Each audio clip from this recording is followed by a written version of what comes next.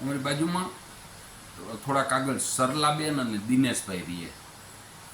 એ બે એના ઘરમાં એટલો સરસ મેળ અને એ બેને એવું સરસ ભળે.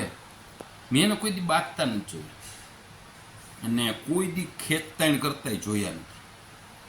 તો એકવાર મને એમ થયું મારી એની ઘરે મેળ ખરો એટલે એકવાર મને એમ થયું કે આને હું છેડો દઉં.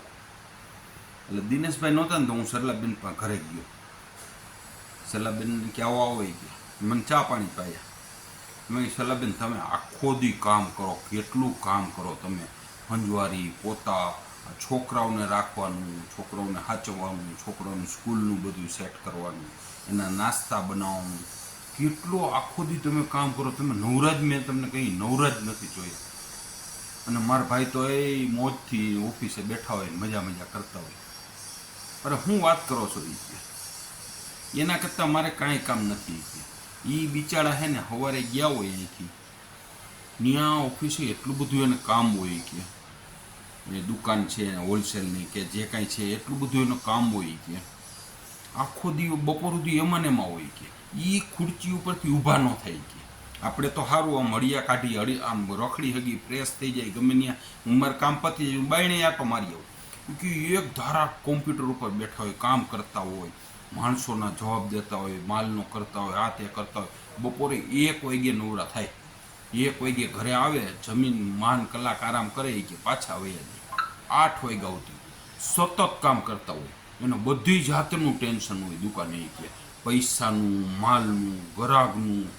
આપણે તો કાંઈ નહીં, એ કામ થઈ જાય નવરાઈ કે આપણે કાંઈ ટેન્શન જ નહીં કે એને તો બિચારાને અમારે બહુ કે કામ પીએ, બહુ ટેન્શન પીએ કે છતાં એ કે એની રીતે કર્યા રાખે. મને કોઈ દી ઘરમાં નડતા નથી અને એનો સ્વભાવ એટલો સારો છે ને એ કે મારા કરતાં જાજુ કરે છે, કમાય છે, ઘોર હલાવે છે, છતાંય મને કોઈ દી એને નથી કીધું કે આમની નામ કરને, કરકસર કરને કે આમ કરને. અને હું તો આમ વિચારમાં ઘડીક વાર પડી ગયો. હું તો આવતો રહ્યો.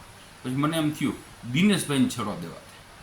પછી એક દી હું દિનેશભાઈની ઓફિસે ગયો, ત્યાં જઈને એને છેડો દીધો. ભાઈ તમે સવારથી સાંજ સુધી સતત અહીંયા કોમ્પ્યુટર ઉપર બેઠા હોય, આટલા માણસોને હેન્ડલ કરતા હોય, ગ્રાહકને હેન્ડલ કરતા હોય, મગજ આમાં થાકી જાય એવું એટલું તમે કામ કરતા હોય. મારા બેનને કેવી હરખાય એ ત્યાં ઓટે બેઠા હોય, ઘણીવાર નવરા થાય ને બધા વાતે ચડ્યા હોય. હું એ કે આપને એવું લાગે એ કે એ બિચારી સવારથી કામે લઈ ગયું હોય કે હું સવારે 7 વાગે ઉઠું, એ 5:30 6 વાગે ઉઠી ગઈ હોય કે રસોઈ બનાવે, છોકરાઓને જમાડે, છોકરાઓને સ્કૂલે મૂકવા જાય, મારા માટે નાસ્તો બનાવે, ચા બનાવે, હંજવારી પોતા કેટલા કામ કરતી છે એ કે અને બધાય કામ એને યાદ હોય ને પરફેક્ટ કામ હાલતા હોય કે આખો દિવસ સતત કામ કરતી હોય. ઘડીક કદાચ બહાર ગઈ હોય તો એ ફ્રેશ થવા ગઈ હોય, બાકી કોઈ દી હું ઘરે આવું ને મેં કોઈ દી નવરી બેસતા જ હું એને ઘણીવાર કહું કે હવે તું કામવાળી રાખી લે કે આવી રીતે આમ ન કરાય. એ કે ના ના મને મજા આવે છે, હું મને બધું થઈ જાય તોય મારી પાસે ટાઈમ વધે છે. એટલી બધી મારા કરતાં તો એને 5 ગણું કામ વધારે છે. હું તો એ ખુરશી ઉપર બેઠા બેઠા વહીવટ કરું એ કે મારા કરતાં એને 5 ગણું. મેં એને કેટલો છેડો દીધો પણ એને વખાણ જ કર્યા. એટલે હવે આ વસ્તુ બે ઠેકાણે થઈ, એના ઘરમાં કોઈ દી ડખો ન થાય, એના ઘરમાં કાયમી લક્ષ્મીજીનો વાસ રહે, એના ઘરમાં કોઈ દી હે ને અશાંતિ ન આવે, શાંતિ જ રહીએ. એટલે શક્ય હોય ને ત્યાં સુધી આપણા ઘરનું વાતાવરણ છે ને સેમ આવું કરવું. કોઈ દિવસ આપણા ઘરમાં હે ને અશાંતિ નહીં આવે. લક્ષ્મીજી, સરસ્વતી એ બધાનો વાસ આપણા ઘરમાં રહેશે અને મજા જ આવ્યા રાખશે.